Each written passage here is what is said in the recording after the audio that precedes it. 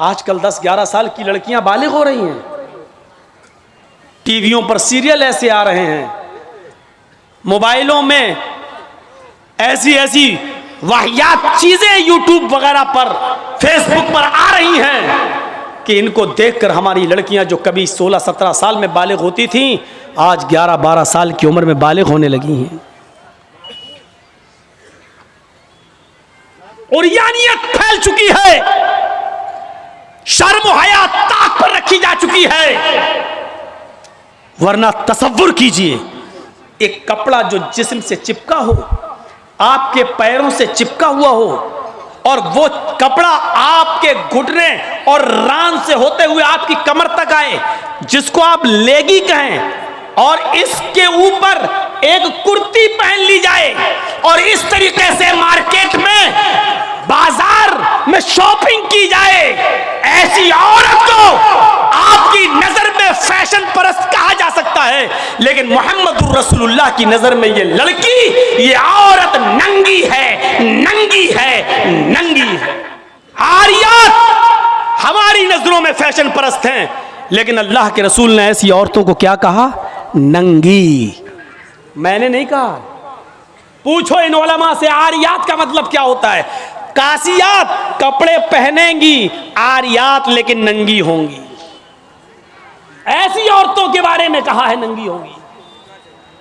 ये हाफ आस्तीनों के कपड़े यहां चल रही है, ये खुला हुआ है। साड़ियां चल रही तो ऐसी कि यहां तक का ब्लाउज पहने हुए हैं, ये खुला है, पेट खुला हुआ है।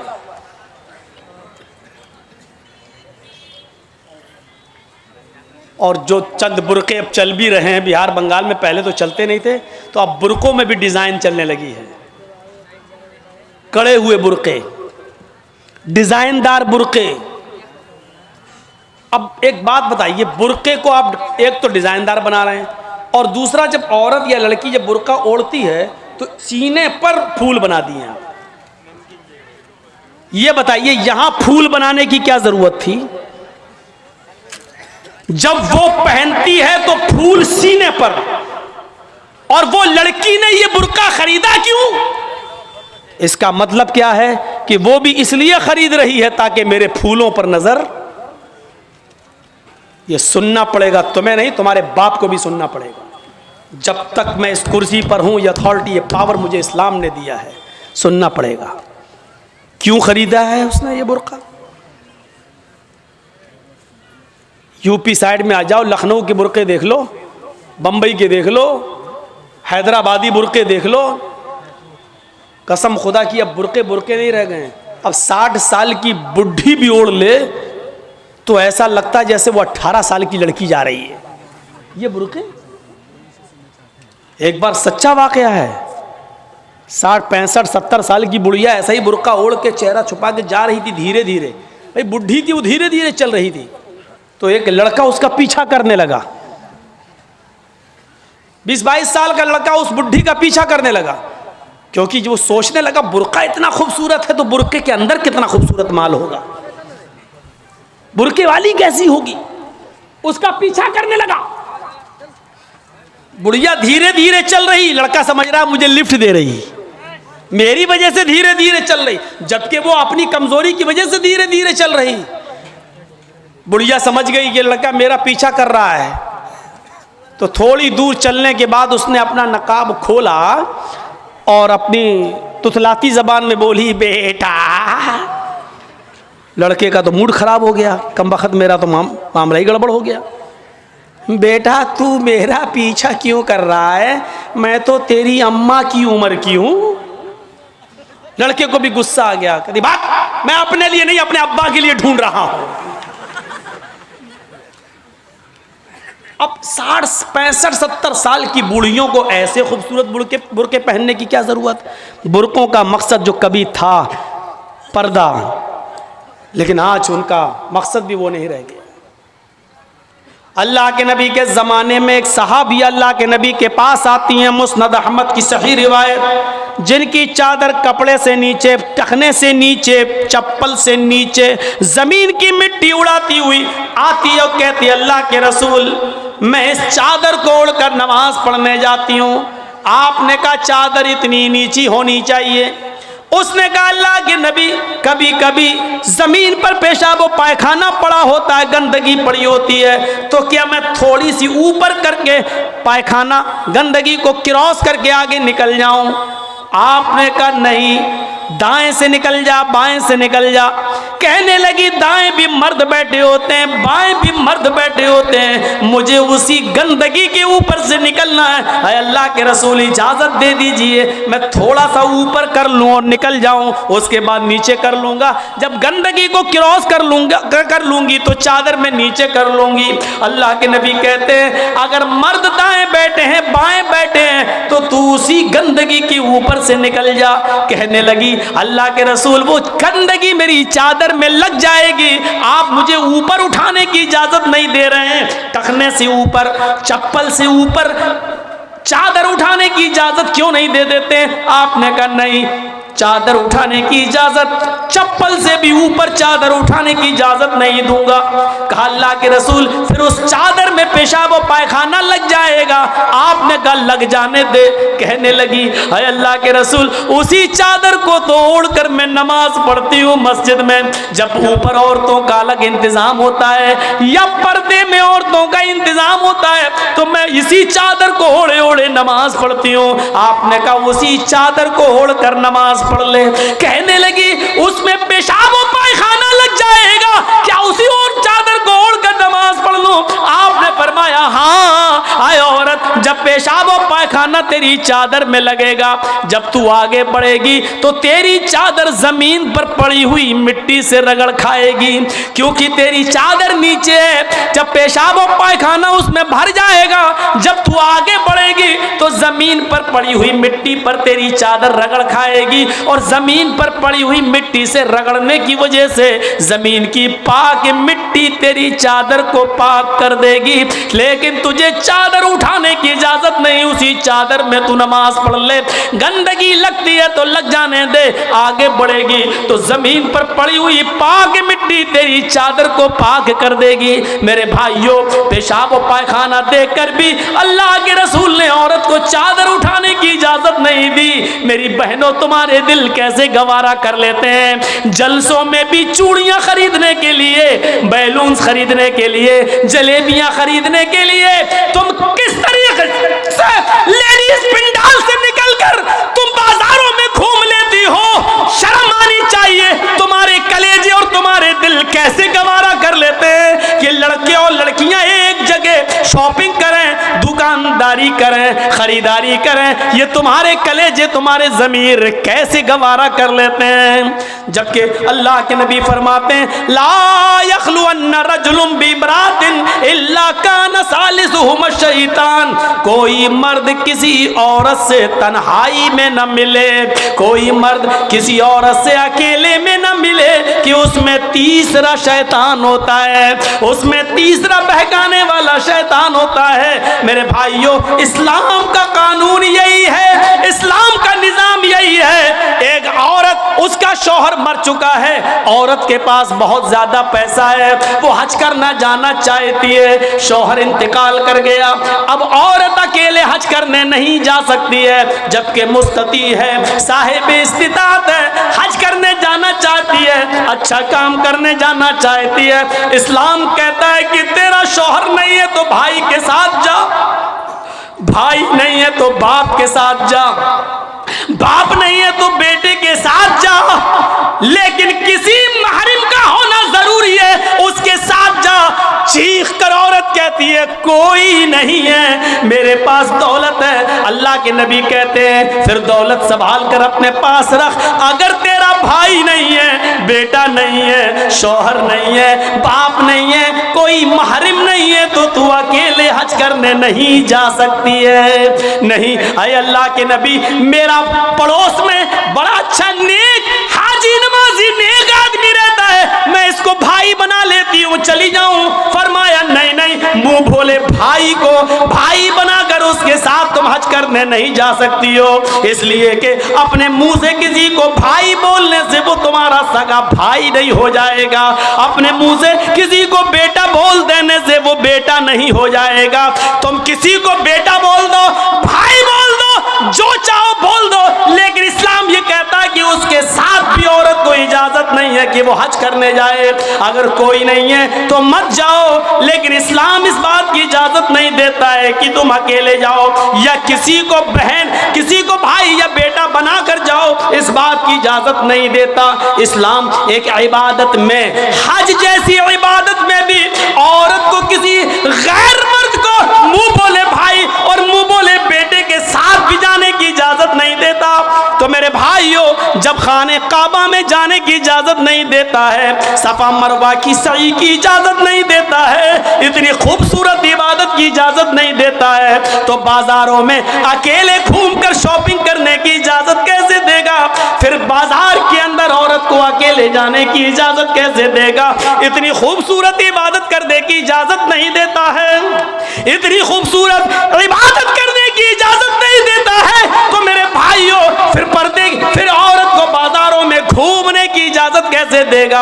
फिर बाजार में घूमने और बाजार में सैर व तफरीह की इजाजत कैसे देगा? हमारी माँ बहनों को इस बात को सोचना चाहिए, गौर करना चाहिए, संजीदगी से इसको लेना चाहिए। एक जमाना था, हजरत फातिमा कह रही हैं, आए अली मैं इतनी बीमार हूँ, इतनी बीमार हूँ, लगता नहीं कि इस बीमारी में मैं बच पाऊंगी। आए अली अगर मुझे कुछ हो जाए, अगर मेरा इंतकाल हो जाए, आए अली तो मुझे दिन के उजाले में दफनाने मत ले जाना, रात की तारीकी में ईशा की नमाज के बाद मुझे कब्रिस्तान में दफन करना। हजरत अली ने कहा, अय फातिमा ऐसा क्यों कह रही हो? अगर तुम्हारा इंतकाल सुबह फजर के बाद हो तो क्या ईशा तक हम तुम्हारे जनाजे को रखेंगे, मिट्टी को रखेंगे? तुम्हारे बाप का, तुम्हारे अब्बू का फरमान है कि मैयत को जल्दी कब्रिस्तान ले जाओ, फिर मैं लेट कैसे करूं? फरमाती हैं, आए अली, आए मेरे प्यारे शौहर, मुझे रात में ही ले जाना, मेरी बात को गिरा बांधो, मेरी बात को मजबूती से पकड़ लो, मेरी वसीयत को याद रखना, चाहे मेरा इंतकाल कभी भी हो, लेकिन मुझे ईशा के बाद दफनाना, मुझे दिन के उजाले में कब्रिस्तान न ले जाना। ऐ अली मैं नहीं चाहती हूँ कि मेरे मुर्दा जिस्म पर पड़े हुए कफन पर भी किसी गैर मर्द की नजर पड़े, मैं अपने कफन पर भी किसी गैर मर्द की नजर नहीं पड़ने देना चाहती हूँ। ऐ अली मुझे रात में ले जाना, दिन के उजाले में नहीं, मैं नहीं चाहती कि मेरे कफन पर भी किसी गैर मर्द की नजर पड़े। मेरे भाइयों, इंतकाल के बाद निकाह जायज नहीं है, इंतकाल के बाद शादी नहीं होती है, लेकिन इंतकाल के बाद भी अपने जिस्म को तो छोड़ो, अपने कफन को भी किसी गैर मर्द को देखने की इजाजत नहीं दे रही है। ये था हजरत फातिमा का पर्दा। इस पर्दे की रोशनी में मेरी बहनों, अपने गरीबानों में झांक कर देखो, अपने गरीबानों के बटन खोलो और तलाश करो हम कहाँ खड़े हैं, हमारा पर्दा क्या है, हमारी इज्जत और आबरू क्या है। आज हम हमारे चेहरों का हरकस और नाकस देख रहा है, कल तक हमारे इन खूबसूरत गालों को कभी आसमान की निगाहों ने भी नहीं देखा था, चांद और सितारों ने भी नहीं देखा था, और आज जो चाहता है देख लेता है, हरकस और नाकस जिसको चाहो आज वो बड़ी आसानी से हमारी बहनों बेटियों का दीदार कर रहा है। और एक और बात, जितना अमीर बाप है, जितना अमीर बाप है, जितना भी बाप अमीर मिलेगा आपको, आप देखिएगा उसकी बेटी उतने ही कम कपड़े पहने हुए होगी। किस बात का अमीर है तू? काहे का अमीर है तू? अपनी बेटी को 5 मीटर का कपड़ा लाकर नहीं दे सकता है तो काहे का अमीर है तू? कंजूस और बखील बाप। अल्लाह ताला ने इन अमीरों को ऐसी सजा दी है, ऐसी सजा दी है, कल तक ये गरीबों की लड़कियों को डांस कराया करते थे, आज अल्लाह ताला ने इन अमीरों की लड़कियों के जिस्मों से कपड़े उतार कर उनको लोगों की नजरों को दीदार करने पर मजबूर कर दिया। आज इन अमीरों की लड़कियों के जिस्मों से कपड़े उतरवा कर आज गरीब इन लड़कियों को देख रहे हैं, उनका नजारा कर रहे हैं। आज अमीरों को अल्लाह ने ये सजा दी है, आज वो फैशन समझते हैं कि मेरी बेटी फैशनेबल कपड़े पहने हुए हैं। नहीं नहीं मेरे भाइयों, आप अपनी बहनों के जिम्मेदार हैं। अल्लाह के नबी ने फरमाया कि जिस लड़की का बाप, जिसकी बेटी बेपर्दा घूमे, वो बाप दयूस है। जिसकी बहन बेपर्दा घूमे वो भाई दयूस है, जिसकी बेटी बेपर्दा घूमे वो बाप दयूस है, जिसकी बीवी बेपर्दा घूमे वो शौहर दयूस है। गौर करो कितनी साफ लफ्जों में, कितने साफ लफ्जों में अल्लाह के नबी ने फरमाया, जिसकी बहन बेपर्दा घूमे वो भाई दयूस, जिसकी बेटी बेपर्दा घूमे वो बाप दयूस, जिसकी बेटी बेपर्दा घूमे वो बाप दयूस, जिसकी बीवी बेपर्दा घूमे वो शौहर दयूस। अब दयूस का माना अगर हम समझ जाएं तो सारा मामला हल हो जाए। दयूस, दयूस का ये तो अरबी लफ्ज़ है ना, इसका उर्दू में तर्जमा होता है, सुनने की ताकत है, सुनेंगे। दयूस का मतलब होता है भड़ुआ। और भड़ुआ किसको कहते हैं बताने की ज़रूरत नहीं, जानते होंगे। भड़ुआ कहते हैं उसको जिसने अपनी बहन, बेटी या बीवी या माँ को गलत काम करने के लिए किसी अड्डे पर बिठा दिया हो, चकले पर बिठा दिया हो और उनसे गलत काम करवाता हो और उनकी कमाई खाता हो।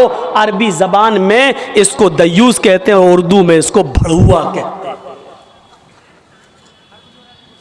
कितना सख्त जुमला इस्तेमाल किया अल्लाह के रसूल ने। मौलाना जर्जीस को आप कह रहे होंगे ये क्या हो गया इसको।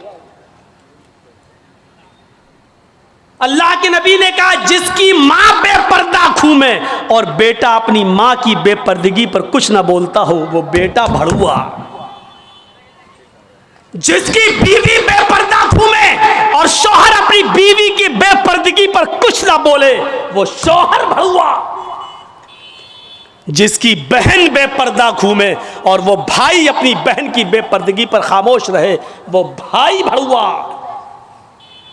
और जिसकी बेटी बेपर्दा घूमे और बाप अपनी बेटी की बेपर्दगी पर खामोश रहे वो बाप भड़ुआ। दयूस कह दो मौलाना चलेगा, भड़ुआ मत कहो, अच्छा नहीं लग रहा है। हम कब कह रहे हैं कि अच्छा लग रहा है? हमको अच्छा लगाना कब है? जब अच्छा ही लगने लगे तो फायदा क्या है? इंजेक्शन ऐसे लगाओ दर्द ना हो। वाह साहब, ऐसा हो सकता है कि इंजेक्शन लगे और दर्द ना हो? इंजेक्शन भी लगवाना चाहते हो और दर्द भी नहीं चाहते हो, तब तो होम्योपैथिक दवा ले लो, मीठी गोलियां खा लो जो मरने के बाद फायदा करती है।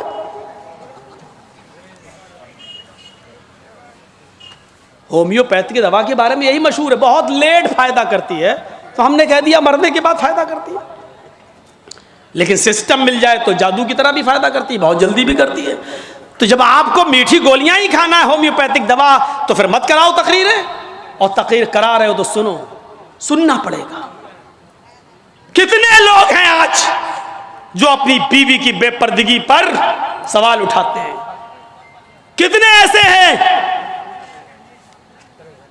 जिनकी बेटियां आज बेपर्दा घूमती हैं और वो बाप अपनी बेटियों को डांटते हैं? अगर माँ बाप अपनी बेटियों को सही से जिम्मेदारी निभाने लगे तो आज एक भी लड़की के पास एंड्रॉयड मोबाइल ना हो। हमारी 18-20 साल की लड़की जिसकी शादी नहीं हुई घर पे रहती है, उसके हाथ में एंड्रॉयड मोबाइल, चीख चीख के बता रहा है कि बाप की तरबियत में कमी है, बाप अपनी बेटी पर पूरा का पूरा हुक्मरान नहीं है, हाकिम नहीं है, या ये कह रहा है बेटी के हाथ में वो एंड्रॉयड मोबाइल चीख चीख के कह रहा है ये बाप ना कह रहा है, बेटी के आगे बाप की नहीं चल रही है, बाप मजबूर हो चुका है।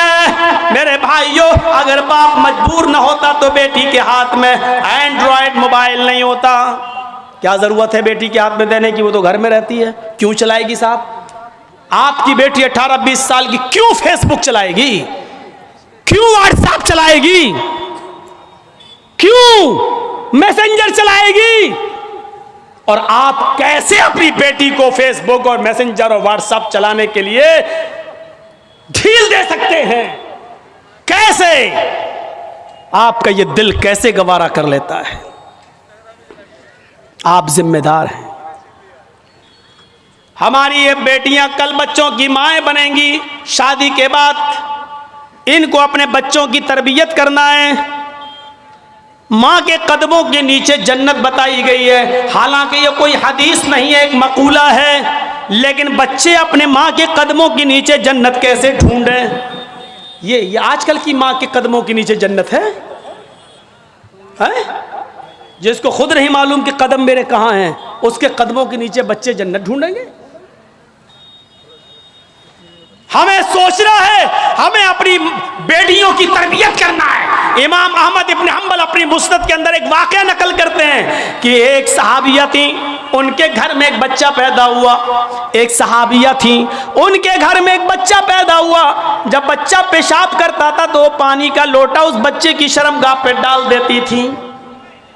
जैसी बच्चे ने पेशाब किया वो पानी लाती और शर्मगाह पे डाल देती। वो सहाबिया कहती हैं, मेरा बेटा जब चलने के लायक हुआ, पहला दिन था उसका चलने का, पहला दिन था मेरे बेटे के चलने का, पहला दिन था मेरा बेटा खड़े होकर जब चला, मेरे बेटे को जब पेशाब की जरूरत महसूस हुई तो उसने पानी का बर्तन देखना शुरू कर दिया। माँ कहती है कि मैं देख रही थी अपने बेटे को, जब भी वो पेशाब करता था तो मैं पानी उसकी शर्मगाह पे डाल देती थी। आज देखती हूँ मेरा बेटा चल रहा है, देखती हूँ ये क्या करता है। जब बेटा पहला दिन चलने के लायक हुआ, पहला दिन था, तो बेटे ने पानी का प्याला उठाया और दोनों हाथ से पकड़कर धीरे धीरे चला और एक कोने में जाकर बैठ गया, पेशाब किया और पेशाब करने के बाद वो पानी का प्याला अपनी शर्मगाह पे डालने लगा। उसको इस्तिंजा करना नहीं आता था, उसको धोने का तमीज भी नहीं मालूम था, उसको पता ही नहीं, लेकिन वो वैसा ही कर रहा है जैसी उसकी माँ ने उसको बताया। जैसे उसकी माँ उसके साथ कर देती थी, वो पानी का प्याला उठाकर अपनी शर्मगाह पे डाल लिया और खाली प्याला लेकर अपनी माँ के पास आ गया। माँ की आंखों में आंसू आ गए, आसमान पर नजर डालकर कहती है, फुज़्तु बिरब्बिल काबा, काबे के रब की कसम मैं कामयाब हो गई, अल्लाह की कसम मैं कामयाब हो गई। अपने बच्चे को जो सिखाना चाहती थी मेरे बच्चे ने वो सीख लिया। मैं अपने बच्चे को जो तरबियत देना चाहती थी मेरे बच्चे ने वो तरबियत हासिल कर ली। मुझे उम्मीद है कि मेरा बच्चा कभी नापाक नहीं रहेगा, मेरा बच्चा जब भी पेशाब करेगा तो पानी जरूर ले जाएगा और इस्तिंजा करेगा।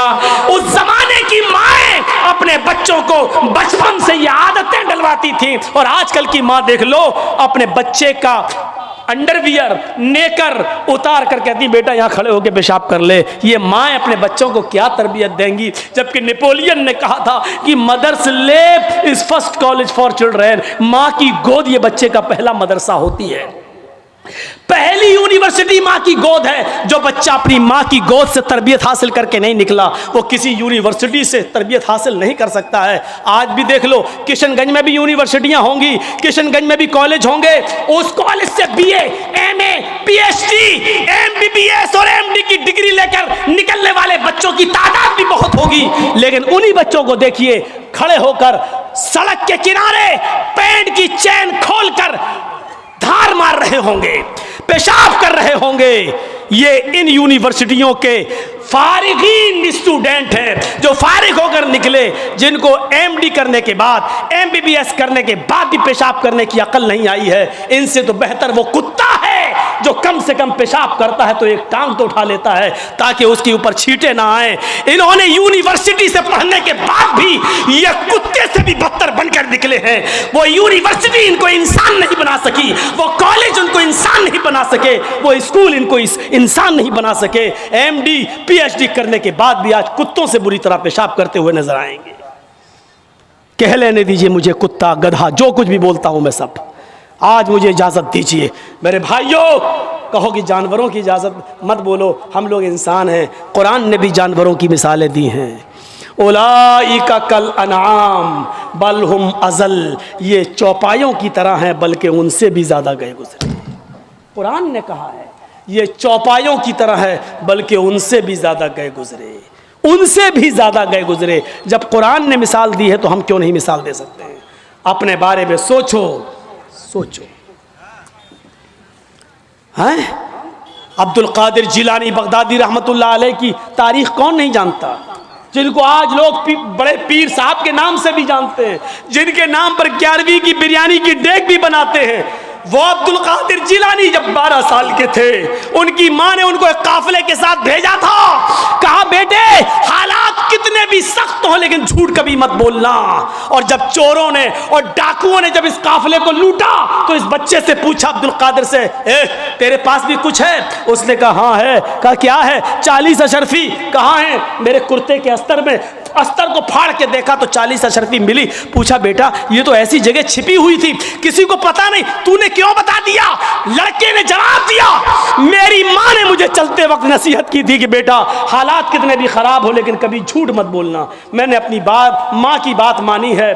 चोरों का, डकैतों का, डाकुओं का असर खत्म होता है और रोने लगते हैं और कहते हैं ये बच्चा अपनी माँ की इतनी बात मानता है कि ऐसे मोड़ पर भी उसने अपनी माँ की नाफरमानी नहीं की, हम तो अपने रब की नाफरमानी कर रहे हैं। सारा सामान जो लूटा था सबको वापस कर दिया और सारे के सारे चोरों ने, डाकुओं ने तौबा कर ली। मेरे प्यारे साथियों, एक बच्चा जब अपनी माँ का फरमाबरदार बनता है और माँ की बात मानता है तो माँ की दुआ तमाम डकैतों को तौबा करने पर मजबूर कर देती है। मेरे प्यारे साथियों, ये माँ की तरबियत थी जिसने अब्दुल कादिर जिलानी को एक बुजुर्ग के रूप में पैदा किया है, एक बुजुर्ग के रूप में देखा है। ये माँ की तरबियत थी। और एक उस माँ की तरबियत पर नजर डालो कि जब सुल्तान डाकू को फांसी हुई, जब सुल्तान डाकू को फांसी के तख्ते पर लटकाया गया तो उससे पूछा गया तुम्हारी आखिरी तमन्ना क्या है? उसने कहा मेरी आखिरी तमन्ना यह है कि मेरी फांसी मेरी माँ के सामने मुझे दी जाए। उसकी माँ को बुलाया गया, कहा तेरा बेटा तेरे आंखों के सामने मरना चाहता है। सुल्तान डाकू की माँ की आंखों में आंसू आ गए। पुलिस वालों ने पूछा आखिर माँ के सामने तुम क्यों मरना चाहते हो? उसने कहा ताकि मेरी माँ देखे मौत के वक्त पैर कैसे तड़पते हैं, हाथ कैसे तड़पते हैं और रूह कैसे निकलती है। कहा लेकिन तुम इसके लिए माँ को क्यों मजबूर करके लाए हो? फरमाया पुलिस वालों तुम नहीं जानते हो, जब मैं 8 साल का था, 10 साल का था, मेरी माँ ने मुझसे एक अंडा मंगवाया था। मैं एक दुकान पर गया था, मैं अंडा लेने गया था लेकिन एक अंडा मैंने चोरी कर लिया था दुकानदार का और मैं उसको अपनी जेब में भर लिया था। फिर मैंने उसके पैसे नहीं दिए थे, वापस आ गया। मैंने जब वो अंडा अपनी माँ को दिया और पैसे भी वापस किए, माँ ने कहा क्या हुआ अंडे वाले ने पैसे नहीं लिए? मैंने कहा नहीं, मैं अंडा चुरा लाया हूँ। तो मेरी माँ ने मुझे थपथपाया था कि बेटा हम लोग गरीब हैं, अच्छा किया तूने ये पैसा बचा लिया, किसी और काम आएगा। फिर यहीं से मुझे चोरी की आदत पड़ती है, मेरे हौसले बढ़ते हैं, फिर मैं डाकू बनता हूं। फिर मैंने लोगों का माल लूटा और जब लोगों ने नहीं दिया तो मैंने उनकी जानें ली। फिर मैं बहुत बड़ा लुटेरा बन गया और इतना बड़ा लुटेरा बना के पकड़ा गया और कानून ने मुझे फांसी की सजा दी। अगर मेरी माँ ने मुझे अंडा चुराते वक्त जब मैं घर पे लाया था उसी वक्त एक थप्पड़ मारा होता और अंडे वाले को देकर माफी मांग ली होती तो आज मैं इतना बड़ा चोर नहीं बनता, आज इतना बड़ा मैं डाकू नहीं बनता, आज मैं इतना बड़ा लुटेरा नहीं बनता। ये मेरी माँ की तरबियत थी जिसने मुझे फांसी के तख्ते पर चढ़ा दिया। तो मेरे भाइयों, माँ की तरबियत ही कुछ हुआ करती है। माँ चाहे तो अपने बच्चे को डाकू बना दे, माँ चाहे तो अपने बच्चे को अब्दुल कादिर जिलानी बगदादी की तरह बुजुर्ग बना दे। ये माँ की तरबियत होती है। मेरे भाइयों, इस चीज को याद रखिए, जगतपति, पूरे दुनिया का मुहाफिज, रहमतुल आलमीन। एक घोड़ा दिया जाएगा जो बिजली से भी ज्यादा तेज रफ्तार से चलेगा। तो चीजें याद रखना, एक घोड़ा दिया जाएगा जो बिजली से भी ज्यादा तेज रफ्तार से चलेगा। ईश्वर की तरफ से वो घोड़ा मिलेगा, उसको दिया जाएगा जो पूरे विश्व का रक्षक होगा, पूरी दुनिया का मुहाफिज होगा। आसिना साधु मनम षटेश्वर्या बुलंदिता, और जिसकी जिंदगी साधुओं के मानिंद, साधुओं के समान गुजरेगी। एक एक चीज पर अभी मैं बोलूंगा। साधु आसिना साधु मनम, साधुओं की तरफ वो अपनी जिंदगी गुजारेगा। षटेश्वर्या बुलंदिता, और उस जगतपति के अंदर 8 खूबियां पाई जाएंगी, 8 गुण उसके अंदर पाए जाएंगे, 8 खूबियां उसके अंदर भरी होंगी। वो 8 खूबियां क्या हैं? अष्टो गुणा, वो 8 खूबियों के नाम गिनाए। अल्पभाषी, वो बहुत कम बोलने वाला होगा। इन 8 चीजों को याद रख लीजिएगा। अल्पभाषी, वो कम बोलेगा, पहली चीज। बहुभाषी, भविष्य की, मुस्तकबिल की, फ्यूचर की बातें बताएगा। ज्ञानी, पढ़ा लिखा, ज्ञानी, बहुत ज्यादा इल्म वाला होगा। अभी इसकी तशरीह करूंगा। श्रुतु ज्ञानी, चौथी खूबी, ये इल्म उसको सुनकर मिलेगा, यानी उसने किसी उस्ताद से पढ़ा नहीं होगा। श्रुतु ज्ञानी, ये इल्म उसने सुनकर हासिल किया होगा। श्रुतु ज्ञानी, सुनकर। चार चीजें हो गई। पहली चीज अल्पभाषी, कम बोलेगा। चार चार याद रखना। हम किसी को भी खड़ा करके पूछ सकते हैं, और जिसकी गर्दन नीचे होगी उसी को सबसे पहले खड़ा करेंगे हम। चार चीजें पहले याद कर लो। कम बोलने वाला होगा, एक। फ्यूचर की, मुस्तकबिल की बातें बताएगा, दो। ज्ञानी, बहुत बड़ा जानकार होगा, तीन। श्रुतु ज्ञानी, ये चीजें उसको सुनकर हासिल होंगी, यानी श्रुतु ज्ञानी, सुनकर इल्म हासिल होगा। चार चीजें। अब चार चीजें यहां देखो। पराक्रमी, बहुत बड़ा बहादुर होगा। पराक्रमी, बहुत बड़ा बहादुर होगा। दानी, खैरात करने वाला होगा। उसके पास कोई भी चीज आएगी रुकेगी नहीं, वो गरीबों में खैरात कर देगा। खैरात करने वाला होगा दानी। कृतज्ञ, एहसान करेगा लोगों पर, लेकिन उस एहसान को जताएगा नहीं। सातवीं चीज, वो एहसान करने वाला होगा लेकिन एहसान करके जताएगा नहीं। और आठवीं चीज, कृपालु, दयावान होगा। उससे ज्यादा दयालु कोई नहीं होगा, उससे ज्यादा रहम दिल कोई नहीं होगा। ये 8 खूबियां बताई गई हैं, और ये 8 खूबियां महाभारत के अंदर बताई गई हैं। अगरचे इससे पहले वाला मंत्र श्रीमद् भागवत महान पुराण के स्कंद 12 अध्याय 2 का मंत्र नंबर 19 है, जो मैंने आपके सामने पेश कर दिया, पढ़ दिया है। अब एक एक चीज देख लो। अश्वमा शुगमारूहा, ऐसा घोड़ा दिया जाएगा जो बिजली से भी ज्यादा तेज रफ्तार से चलेगा। अल्लाह के नबी को एक ऐसी सवारी मिली थी जो बिजली से ज्यादा तेज रफ्तार चलती थी। अरबी जबान में बिजली को क्या कहते हैं? बर्क, अल बर्क, आसमान की बिजली को। और ये लाइट वाली बिजली जो जलती है, जो हमारे यहाँ करंट आता है, उसको अलकहरुबा बोलते हैं। ये करंट वाली बिजली अलकहरुबा, ये नहीं, अल बर्क, जो आसमान पे बिजली चमकती है उसको क्या बोलते हैं अरबी में? बर्क। और अल्लाह के रसूल को जो सवारी मिली थी उसको क्या कहते हैं? बुर्राक। बर्क से बना है बुर्राक। शुगमारूहा, बिजली से ज्यादा तेज रफ्तारी से चलने वाली बुर्राक, जिस पर अल्लाह के नबी बैठकर सफर किए, जन्नत और जहन्नम देखकर आए, बैतुल मुकद्दस का सफर किए। इसकी रफ्तार कितनी थी?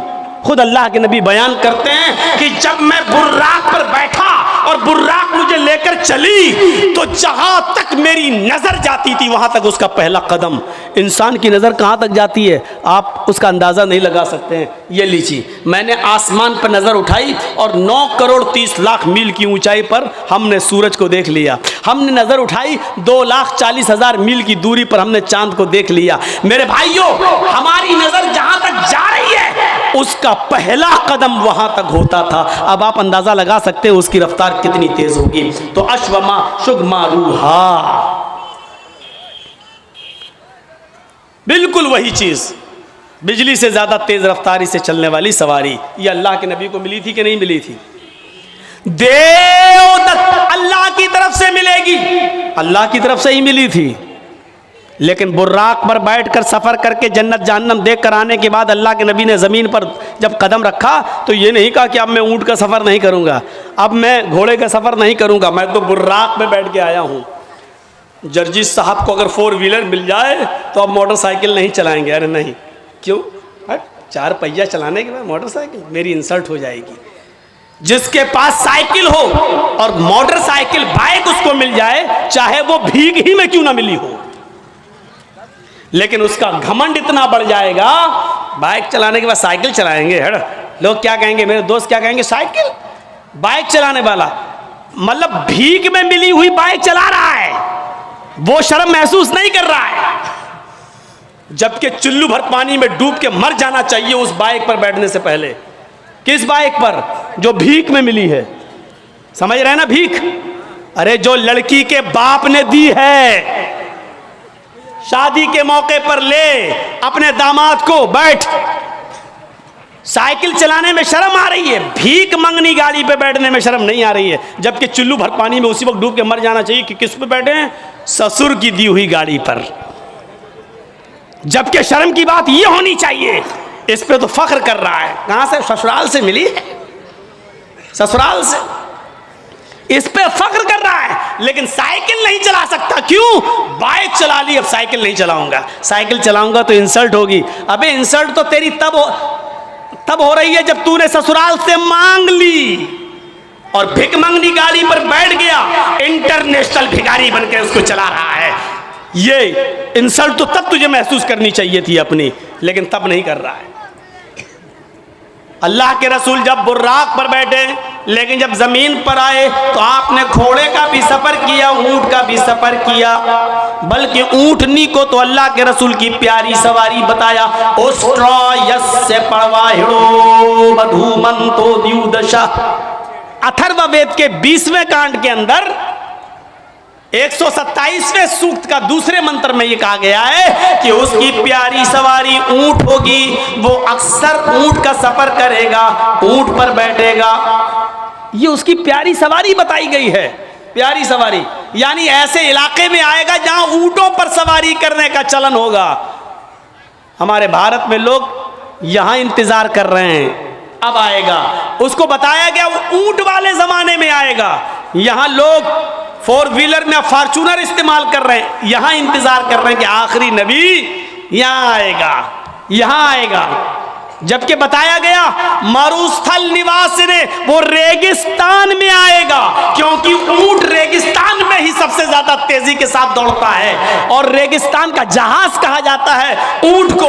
उस बस्ती में आएगा जहां रेत होगी, जहां रेगिस्तान होगा, जजीरा होगा, वहां वो आएगा। और यहां भारत में लोग इंतजार कर रहे हैं कि वो भारत में आएगा, जबकि उनकी किताबें कह रही हैं मरुस्थल निवास ने, वो मरुस्थल में निवास करेगा, वो मरुस्थल में आएगा। हाय गिरजानाथ मरुस्थल निवास ने, उसका मरुस्थल में आएगा और रेगिस्तानी इलाके में आएगा। उस्ट्रायस और उसकी प्यारी सवारी ऊंट होगी, वो ऊंट के ऊपर बैठेगा। यहां बताया गया कि वो घोड़े पर बैठेगा और बिजली से ज्यादा तेज रफ्तार से चलेगा और आकाश की यात्रा करेगा, यानी वो जन्नत जहन्नम देखने जाएगा। जगतपति, और ये घोड़ा उसको ईश्वर की तरफ से, अल्लाह की तरफ से मिलेगा, जो पूरे दुनिया का रक्षक होगा, पूरी दुनिया का मुहाफिज होगा। यानी ये घोड़ा मोहम्मदुर रसूलुल्लाह को, ये बुर्राक मोहम्मदुर रसूलुल्लाह को दी जाएगी। आसिना साधुदमनम, और वो साधुओं की तरह अपनी जिंदगी व्यतीत करेगा, साधुओं की तरह अपनी जिंदगी गुजारेगा। साधु किसको कहते हैं ये सोच लीजिए। साधु उसको नहीं कहते हैं जो चोला पहन ले और बीवी बच्चों को छोड़ दे और जंगल में चला जाए, राम राम राम राम राम राम राम राम करता रहे। इसी तरीके से हमारे मुसलमानों में भी एक तबका पैदा हुआ जिसको सूफी कहा जाता है। वो तस्बीह हाथ में लेते हैं और अल्लाहू अल्लाहू, कभी कभी झटका मारते हैं, कभी देखिएगा आप झटके मारेंगे, अल्लाहू अल्लाहू अल्लाहू ऐसे करेंगे। कभी चिमटा ले लेंगे अपने हाथ में, चिमटी ट्रेनों में मिलेंगे, अल्लाहू अल्लाहू अल्लाह, इस तरीके से करेंगे। ऐसा वो महसूस कराएंगे आपको कि हमारे अंदर अल्लाह घुस गया है, अल्लाह हमारे नस नस में है, अल्लाहू अल्लाहू, वो झटके मारेंगे। ऐसे लोग आपको जहां मिलें इनको उल्टी छुरी से काटो। ये दुनिया के सबसे बड़े हराम खोर लोग हैं, कौम के ऊपर बोझ बने हैं।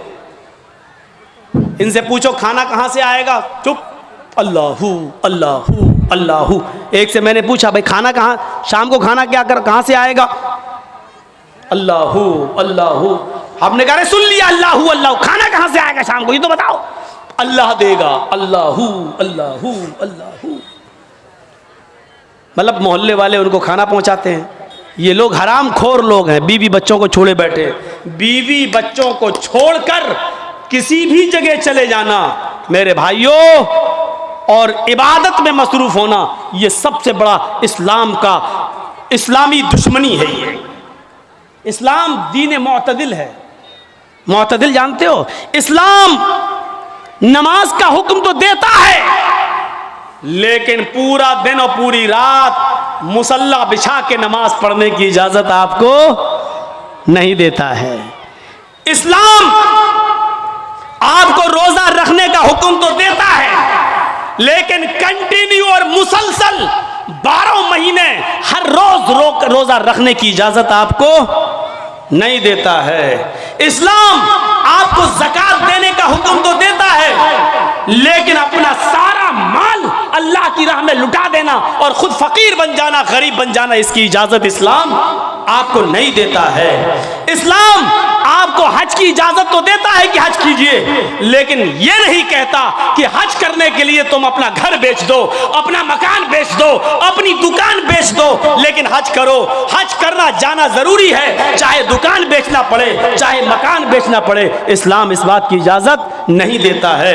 इसी तरीके से इस्लाम नमाज पढ़ने का हुक्म देता है, लेकिन इबादत बच्चों का हक मारकर, बीवी का हक मारकर, कमाना धमाना छोड़कर, मेहनत और मजदूरी करना छोड़कर, मस्जिदों में, खानकाहों में, जंगलों पर, मज़ारों पर या किसी जगह बैठकर अल्लाहू अल्लाहू करने की इजाजत ये इस्लाम नहीं देता है। इसीलिए फरमाया फ़इज़ा क़ुज़ियतिस सलातु फंतशिरू फिल अर्ज़ वब्तगू मिन फ़ज़लिल्लाह।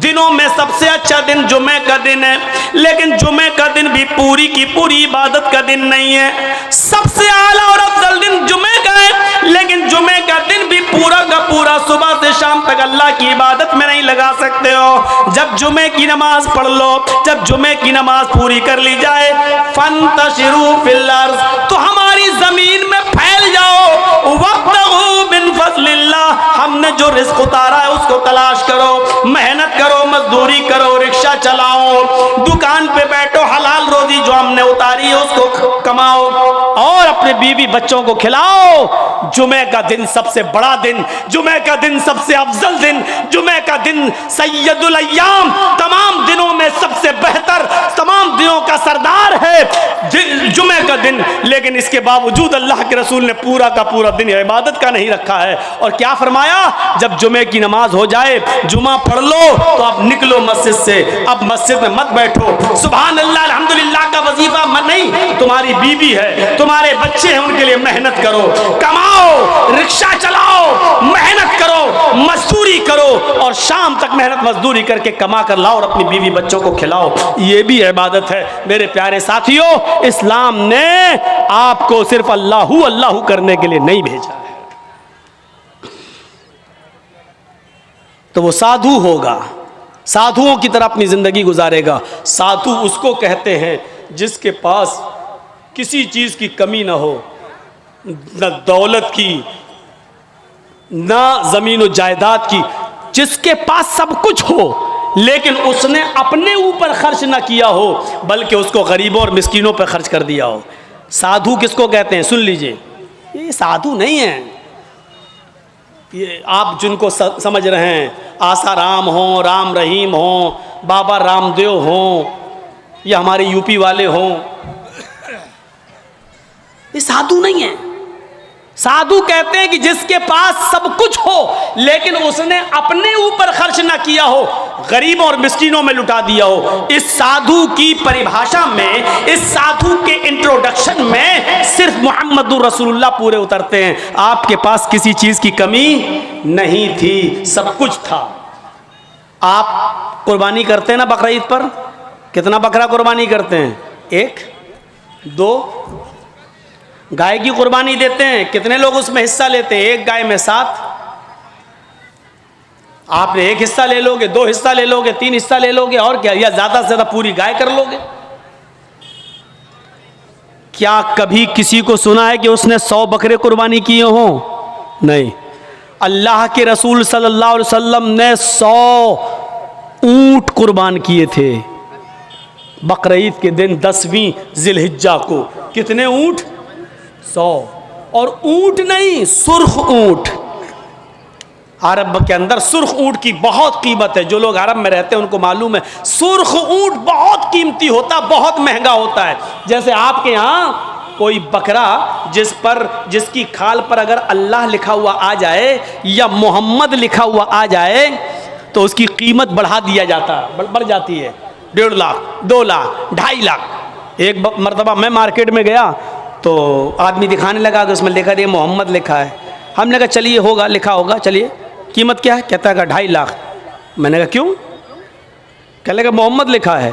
मैंने कहा अच्छा ऐसा करो कि बकरा मुझे दे दो जितने का है, खाल में तुम्हें दे दूंगा। है मैं क्या करूंगा? तो मैंने कहा मैं क्या करूंगा? क्या इस खाल को हम अपने घर रख सकते हैं? इस पर भी गरीब का हक है। क्या बकरे को ज़िबा करने के बाद ये खाल हमारी 2 लाख में बिकेगी, 1.5 लाख में बिकेगी? कहता वो मैं नहीं जानता हूं, मोहम्मद लिखा है, 2.5 लाख का बकरा है।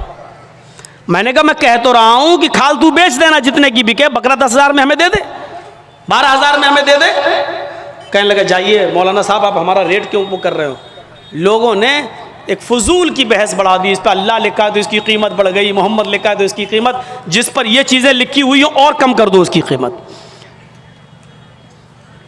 मेरे भाइयों, किसी हदीस में नहीं आया है कि जिस बकरे पर अल्लाह लिखा हो तो उसको इतने रुपए में खरीदो। और लिखा होता नहीं है, वो हमें और आपको उसका एक नक्श दिखाई देता है। बस ये अलिफ बाल ये लाम पूरी तरीके से देखा जाए तो पूरा लिखा हुआ भी नहीं होगा, उस पर तशदीद बनी होगी, फिर उस पर खड़ा अलिफ होगा, फिर आप पूरी तरीके से अगर देखें तो मिलेगा भी नहीं ऐसा, लेकिन महसूस ऐसा कराएंगे कि देखिए ये अल्लाह। हालांकि देखा जाए तो ये भी अल्लाह ही है। देखिए ये भी अल्लाह ही है। अलिफ, ये अलिफ हो गया ना, और लाम कैसा होता है? ये लाम हुआ, फिर एक और लाम हुआ, फिर ये उसके ऊपर का अलिफ और ये है। तो देखा जाए ये क्या है? अल्लाह ही है। अगर आप इस पर रोशनाई लगा दें पूरा और फिर उसको आप ये दाहिने हाथ को इस तरीके से दीवार पे छाप दें तो आप देखेंगे अरबी में अल्लाह ही लिखा हुआ नजर आएगा, अल्लाह ही लिखा हुआ नजर आएगा। अब बताइए जब अल्लाह लिखा हुआ नजर आएगा तो हम क्या माने? अब इस हाथ से आदमी शराब भी पी रहा है, अब इस हाथ से आदमी जुआ भी खेल रहा है, इस हाथ से गलत चीजों को भी पकड़ रहा है। तो इन चीजों से हैसियत नहीं बढ़ जाती है? साधुओं की तरह अल्लाह के रसूल के पास सब कुछ था लेकिन कोई चीज आपने अपने ऊपर खर्च नहीं की।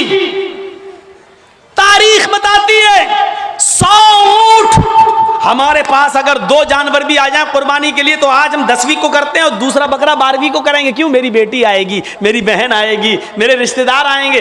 दूसरा बकरा हम 12वीं तारीख को करेंगे अपने रिश्तेदारों को दावत देने के लिए। लेकिन अल्लाह के रसूल ने 100 सुर्ख ऊंटों की कुर्बानी की और एक ही दिन की 10वीं तारीख को। मैं ये नहीं कह रहा हूं 11 को नहीं कर सकते हो, 12 को नहीं कर सकते हो, 13 को नहीं, मैं मना नहीं कर रहा हूं, जायज है। कुल्लु अय्याम तशरीक ज़िब्हुन, अय्याम तशरीक के सारे दिन कुर्बानी के दिन है, मैं मना नहीं कर रहा हूं। लेकिन अल्लाह के रसूल ने 11वीं और 12वीं को और 13वीं को कुर्बानी नहीं की। आपने 100 ऊंट भी ज़िबा किए तो 10 को किए हैं 100 और गोश्त सारा का सारा तकसीम कर दिया। आपने अपने पास कुछ नहीं रखा। जरजीत साहब शादी से पहले किस पे सोते थे? दरी पर, चटाई पर। जरजीत साहब की शादी हो गई, जहेज में डबल बेड मिल गया, मसहरी मिल गई, बिस्तर मिल गया। शादी के बाद हमारी सोने की स्टाइल बदल गई, चलने की स्टाइल बदल गई। जरजीत साहब साइकिल पे चलते थे, अब बाइक पे चल रहे हैं। बड़े आदमी हैं, 4 व्हीलर भी दे दी होगी हो सकता है ससुराल वालों ने, अब 4 पहिए की गाड़ी पे चल रहे हैं। रहने की स्टाइल बदल सकती है लेकिन मोहम्मद रसूलुल्लाह 25 साल की उम्र में जब 40 साल की एक बूढ़ी औरत खदीजा से निकाह करते हैं। खदीजा अरब की बहुत बड़ी दौलतमंद और रईस खातून थी, जब अल्लाह के रसूल की शादी उनके साथ होती है तो खदीजा अपने साथ सारा माल भी लेके आती हैं, सारा खजाना लेके आती हैं, सारा बिजनेस लेकर आती हैं। अल्लाह के नबी सल्लल्लाहु अलैहि वसल्लम शादी के बाद भी उसी चटाई पर, उसी इकहरे बिस्तर पे सोया करते थे जो शादी से पहले आप सोया करते थे। आप ताज्जुब करेंगे, एक बार अल्लाह के नबी सल्लल्लाहु अलैहि वसल्लम जिस बिस्तर पे सो रहे थे, हजरत आयशा ने उस बिस्तर पर लेट कर देखा जो काफी गड़ रही थी। फरमाया अल्लाह के नबी को ये बिस्तर कितना गड़ता होगा, कितना चुभता होगा। हजरत आयशा ने उस बिस्तर को दोहरा कर दिया, दोहरा इकहरा था उसको दोहरा कर दिया ताकि थोड़ा सा नरम हो जाए। अल्लाह के नबी उस बिस्तर पे सो जाते हैं, तहज्जुद की नमाज में नहीं उठ पाते हैं। जब आँख खुली तो फजर का वक्त था, फजर की नमाज पढ़ाने के बाद जब घर पे आते हैं तो पूछते हैं आयशा तुमने बिस्तर पर ऐसी कौन सी चीज बिछा दी थी? आयशा तुमने बिस्तर पर ऐसा क्या बिछा दिया था? आज मुझे नींद आ गई और मैं रात में अल्लाह की इबादत न कर सका, तहज्जुद के अंदर उठ नहीं सका। फरमाया अय अल्लाह के नबी बिस्तर के नीचे तो मैंने कुछ नहीं बिछाया, वो बिस्तर जो इकहरा था उसको मैंने दोहरा कर दिया।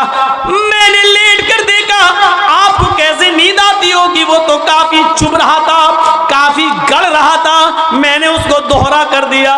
फरमाया आयशा ऐसा मत करो, जैसा बिस्तर पहले बिछाती थी उसी तरह बिछाओ, बिस्तर को इकहरा रहने दो, मेरी पीठ पर गड़ता है तो गड़ने दो, मेरी पीठ पर चुभता है तो चुभने दो। जब बिस्तर गड़ता था चुभता था तो मेरी आंख खुल जाती थी और मैं रात में उठकर तहज्जुद की नमाज पढ़ लिया करता था, अल्लाह को याद कर लिया करता था। आयशा आइंदा बिस्तर उसी तरह बिछाओ, मेरे लिए आराम का ऐसा इंतजाम न करो कि बिस्तर पर मुझे नींद आ जाए और फिर मैं उस रात में उठकर अल्लाह को याद न कर सकूं, उस रात उठकर मैं अल्लाह को का जिक्र न कर सकूं, तहज्जुद की नमाज न पढ़ सकूं। आयशा अल्लाह ताला को रात की तारीकियों में याद करने का मजा कुछ और है जब सारी दुनिया सो रही होती है और मेरी करवट, मेरी कमर नरम गरम बिस्तरों से अलग होती है और सजदे में सर होता है, तो उस वक्त का मजा कुछ और होता है कि सारी दुनिया ख्वाबे खरगोश में मस्त है और अल्लाह का एक बंदा अपने रब से अजाब जहन्नम की पनाह मांग रहा है, जन्नत का सवाल कर रहा है, रात की तारीकी में अपना सर सजदे में रख के उसको मालिक और अपने आप को अल्लाह का गुलाम बना रहा है। आयशा तुमने बिस्तर को ऐसे बिछा दिया कि इस बिस्तर पर मुझे इतनी नींद आ गई कि मैं रात को उठ नहीं सका। आयशा मुझे इतना आराम न दो कि मैं रात में उठकर अल्लाह को याद न कर सकूं। रहने सहने में शादी के बाद भी कोई फर्क नहीं आया, यहाँ तो शादी के बाद बिस्तर बदल जाते हैं, रहन सहन की स्टाइल बदल जाती है, रहने सहने का तरीका बदल जाता है, उसमें प्रमोशन हो जाता है, तरक्की हो जाती है। लेकिन मोहम्मद रसूलुल्लाह की जिंदगी पे नजर डालो कि अल्लाह के नबी ने शादी से पहले जिस बिस्तर पे लेटते थे शादी के बाद भी उसी बिस्तर पर, जबकि खदीजा की दौलत नबी के कदमों पे थी, लेकिन अल्लाह के नबी ने खदीजा की दौलत को अपने ऊपर इस्तेमाल नहीं किया। खदीजा जो दौलत लेकर आई उस दौलत को भी अल्लाह के रसूल ने दीन के काम में गरीबों और मिस्कीनों में लुटा दिया। मेरे भाइयों हमें देखना है कि साधु कौन है। साधु उसको कहते हैं जिसके पास सब कुछ हो, दौलत की कमी ना हो, लेकिन उसने अपने ऊपर कोई चीज खर्च न की हो, सब गरीबों और मिस्कीनों में लुटा दिया हो। इस तारीफ का सही हकदार सिर्फ जनाब मोहम्मद रसूलुल्लाह सल्लल्लाहु अलैहि वसल्लम है। आपके पास किस चीज की कमी थी? लोग कहते बहुत गरीब थे, ये थे, नहीं, अल्लाह के रसूल से ज्यादा कोई अमीर था? अल्लाह ने कहा था कहो तो इस पहाड़ को हम सोने का बना दें, और ये ओहद पहाड़ जब सोने का बन जाए तो जहां आप चलें ये पहाड़ भी आपके साथ चले। लेकिन अल्लाह के नबी ने अल्लाह ताला के इस फरमान को, इस गुजारिश, अल्लाह ताला के इस हुक्म को नाफिज होने के बाद मना कर दिया कि नहीं नहीं, आय अल्लाह मुझे दुनिया में आराम नहीं, सोना नहीं चाहिए, चांदी नहीं चाहिए, बल्कि आपने फरमाया अल्लाहुम्मा जअलनी फी हयाती मिस्कीना, आय अल्लाह दुनिया में मुझे जितने दिन जिंदा रख, मिस्कीन बना के जिंदा रखना। आय अल्लाह जब मुझे मौत आए तो हाल हालत मिस्कीनी में मुझे मौत आए, और अल्लाह कल क़यामत के दिन जब मैं उठाया जाऊं तो फ़कीरों में और मिस्कीनों ही में मैं उठाया जाऊं। ये अल्लाह के रसूल की दुआ थी, जबकि अल्लाह ताला तो ओहद पहाड़ को सोने का बनाने के लिए तैयार था। नबी अकरम जहां चलते पहाड़ आपके साथ साथ चलता, लेकिन अल्लाह के रसूल ने पहाड़ को सोने का बनाने से मना कर दिया और कहा कि मुझे दुनिया के ऐशो आराम नहीं चाहिए। हजरत अब्दुल्ला इब्ने उमर ने बिस्तर पर लेटकर देखा तो कहा अल्लाह के नबी ये क्या है। जब अल्लाह के नबी उस बिस्तर पर सो के उठे तो देखा कि उस निशान पड़ गए। आप किसी खुरदुरी चटाई पर लेटिए, नंगी पीठ, जब आप उठेंगे तो चटाई के निशान आपकी पीठ पर पड़ जाएंगे। अल्लाह के नबी की पीठ पर जब निशान पड़े तो हजरत अब्दुल्ला इब्ने उमर ने जब ये देखा तो चीख पड़े, आए अल्लाह के रसूल, आप तो नरम यहूदो नसारा तो नरम गरम बिस्तर पर सोएं, और आप जो हैं ऐसी चटाई पर जिससे आपके निशान पड़ जाएं। नहीं नहीं, आज के बाद आप इस चटाई पर नहीं सोएंगे। आपने कहा फिर लवित्तखज़ना लकवतान, आज हम आपके लिए एक नरम गरम बिस्तर बना देंगे, नरम गरम गद्दे का इंतजाम कर देंगे, आप उसके ऊपर सोना। अल्लाह के नबी सल्लल्लाहु अलैहि वसल्लम ने फरमाया नहीं, आए अब्दुल्ला, मेरे लिए नरम गरम बिस्तर का इंतजाम मत करना। माली वलिद दुनिया माना फिद दुनिया इल्ला कराकिबिन इस्तज़ल्ला तहता शजरा थुम्मा राहा। नहीं नहीं, आए अब्दुल्ला, मेरे लिए नरम गरम बिस्तर नहीं, मैं तो इस दुनिया में एक मुसाफिर की तरह हूं। जैसे मुसाफिर थक जाता है तो एक सायादार दरख्त के नीचे आराम करने के लिए बैठ जाता है, थोड़ा पानी पीता है, सस्ताता है और फिर उठ के चल देता है। मैं भी इस दुनिया में एक मुसाफिर की तरह हूं, चंद दिन रहूंगा और फिर ये दुनिया छोड़ के चला जाऊंगा, फिर इस दुनिया से मैं निकल जाऊंगा। मैं तो एक मुसाफिर की तरह हूं। नहीं नहीं, एक हदीस में आता है आपने हजरत उमर को सख्ती से मना किया था, मेरे लिए नरम गरम बिस्तर न बनाना। लहुम फिद दुनिया व लना फिल आखिरा, ये नरम गरम बिस्तर इन यहूदो नसारा के लिए दुनिया में है और हमारे लिए आखिरत में है। हमारे लिए आखिरत के अंदर बनाए, आखिरत में है, हमारे लिए दुनिया में नहीं है, हमारे लिए आखिरत के अंदर बनाए गए हैं। इसलिए हमें दुनिया के ऐशो आराम नहीं चाहिए। साधु इसको कहते हैं जिसके पास सब कुछ हो लेकिन उसने गरीबों पर निछावर कर दिया हो, मिस्कीनों पर लुटा दिया हो, अपने पास उसने कुछ ना रखा हो। आसिना साधुत मनम, जो साधुओं की तरह अपनी जिंदगी गुजारेगा, अष्टो गुणा, और उसके अंदर 8 खूबियां पाई जाएंगी। अब 8 खूबियां भी देख लो किसके अंदर थी। अल्पभाषी, वो कम बोलेगा। कम बोलने वाला कौन था? पूरी जिंदगी आप पढ़ जाइए, मुहम्मदुर रसूलुल्लाह सल्लल्लाहु अलैहि वसल्लम से ज्यादा कम बोलने वाली शख्सियत आपको नहीं मिलेगी। जरूरत के वक्त बोलना और उतना बोलना जितनी जरूरत है, उससे ज्यादा नहीं। ये हमारे और आपके यहाँ का माहौल है, कोई ज्यादा बोल रहा है, कोई कम बोल रहा है। अल्लाह के रसूल उतना ही बोला करते थे जितनी ज़रूरत है। कभी कभी तो ऐसा होता था कि पूरा जवाब भी नहीं देते थे। कम बोलने का हाल ये था कि एक मर्तबा कुछ यहूदी अल्लाह के नबी के पास आए। मुस्लिम शरीफ किताबुस सलाम पढ़िए चैप्टर। नबी अकरम के घर पे आए, दरवाजे को दस्तक दी, अल्लाह के रसूल ने दरवाज़ा खोला, यहूदियों ने सलाम किया। तर हकीकत वो सलाम नहीं था, बल्कि उस सलाम के अंदर छिपी हुई बद्दुआ थी। उन यहूदियों ने आते ही कहा अस्सलामु अलैकुम या रसूल अल्लाह, अस्सलामु अलैकुम। क्या कहा? अस्सलामु अलैकुम, लेकिन कहा ऐसे अस्सलामु अलैकुम या रसूल अल्लाह। अरे अल्लाह के रसूल, आप पर मौत हो। अस्सलामु अलैकुम नहीं कहा उन्होंने, सलामती हो, बल्कि क्या कहा? अस्सलामु अलैकुम, मौत हो आप पर, बर्बाद हो जाएं आप। तो अल्लाह के रसूल सल्लल्लाहु अलैहि वसल्लम समझ गए, आपने सुन लिया। इन यहूदियों ने अस्सलामु अलैकुम नहीं कहा, बल्कि इन यहूदियों ने क्या कहा? अस्सलामु अलैकुम। तो अल्लाह के रसूल ने इतना कम जवाब दिया, मुख्तसर, चूँकि आप कम बोलते थे, आपने उसका बहुत ही शॉर्ट में जवाब दिया, वालेकुम। यहूदी झिलमिला गए। यहूदियों ने कहा अस्सलामु अलैकुम, मौत हो आप पर। आपने उसके जवाब में सिर्फ इतना कहा वा अलैकुम, तुम पर हो, यानी जो तुम मुझ पर भेज रहे हो वो तुम पर हो। हजरत आयशा ने जब सुना तो उन्होंने अंदर से पर्दे की ओर से चीखते हुए कहा वालेकुमुस्सलाम या यहूद व लानतुल्लाह। आए यहूदियों, मेरे शौहर पर तुम मौत भेजते हो, तुम पर मौत हो और अल्लाह की लानत हो। तो अल्लाह के रसूल ने हजरत आयशा को डांटा था और कहा था आयशा ये तुमने गलत किया, आयशा तुम्हें ऐसा नहीं करना था। हजरत आयशा ने कहा अल्लाह के रसूल आपने सुना नहीं, आप पर मौत भेज रहे हैं वो। अल्लाह के नबी ने कहा आयशा क्या तुमने सुना नहीं मैंने उनको क्या जवाब दिया? उन्होंने कहा अस्सलामु अलैकुम, मैंने कह दिया वालेकुम। जो उन्होंने मुझ पर भेजा मैं उनको भेज चुका हूं, मैं उनको बोल चुका हूं। तुमने अपनी तरफ से ज्यादती की है, गलत किया, जाओ माफी मांगो तुम। मेरे प्यारे साथियों, तसव्वुर करें आप अल्लाह के नबी कितना कम बोलते थे।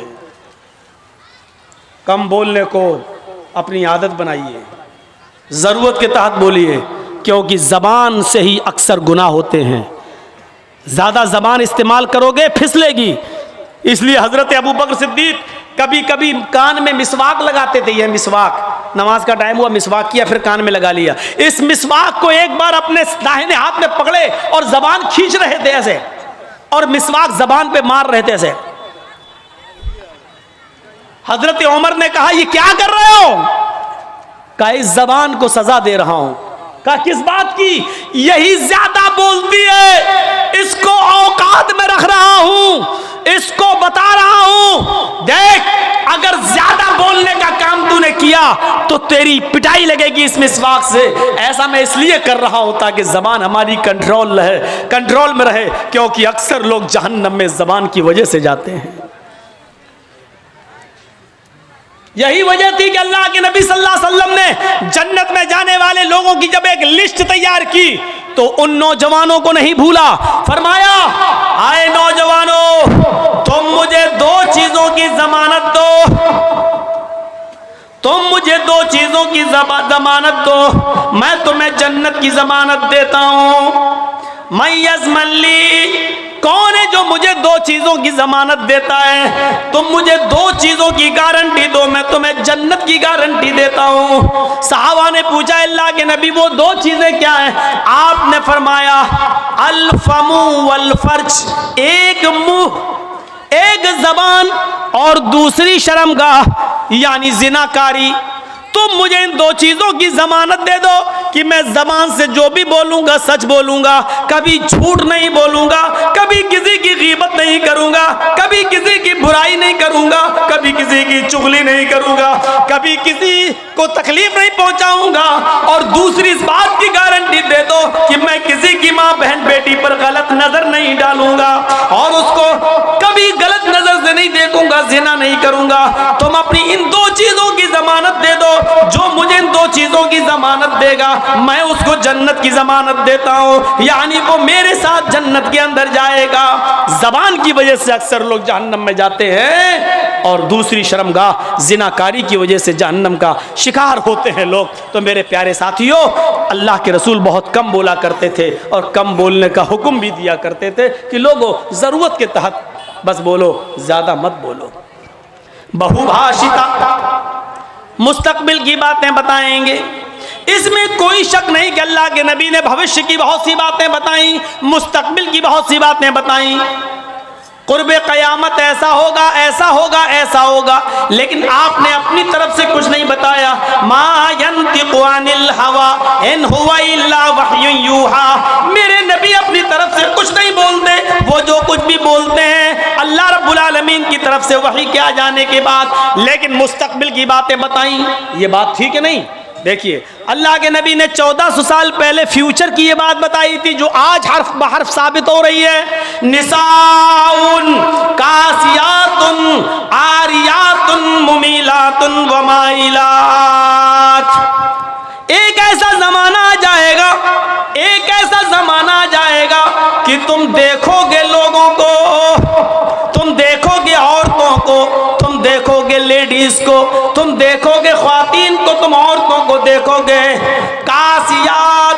देखने में तो वो कपड़े पहने हुए दिखाई देंगी, बज़ाहिर तो उनके जिस्म पर कपड़ा होगा आरियात, लेकिन हकीकत में वो बरहना होंगी, हकीकत में वो नंगी होंगी। कपड़ा तो पहनेंगी लेकिन कपड़ा पहनने के बावजूद वो नंगी होंगी, वो बरहना होंगी। आज उनके कपड़े देख लो, छोड़िए शादियों का हाल, जलसे में आने वालियों को देख लो। ईद और बकरीद के दिन औरतों के पहनावे देख लो, और अपनी जवान बच्चियों को देख लो जिनकी उम्र 10 साल से बड़ी है। याद रखिएगा, 10 साल से बड़ी लड़की के ऊपर पर्दा फर्ज हो जाता है। 10 साल से बड़ी लड़की का फिर सर का एक बाल भी किसी गैर मर्द को नहीं दिखना चाहिए। हमारी नजरों में बहुत मामूली बात है, छोटी है। अल्लाह के रसूल ने फरमाया था, जब तुम्हारा बेटा 7 साल का हो तो उसको नमाज का हुक्म दो, और 10 साल का हो तो नमाज के लिए ज़बरदस्ती करो, ना पढ़े तो उसको मारो पीटो। 10 साल के बाद कुरान और हदीस के सारे अहकाम नाफिज हो जाते हैं।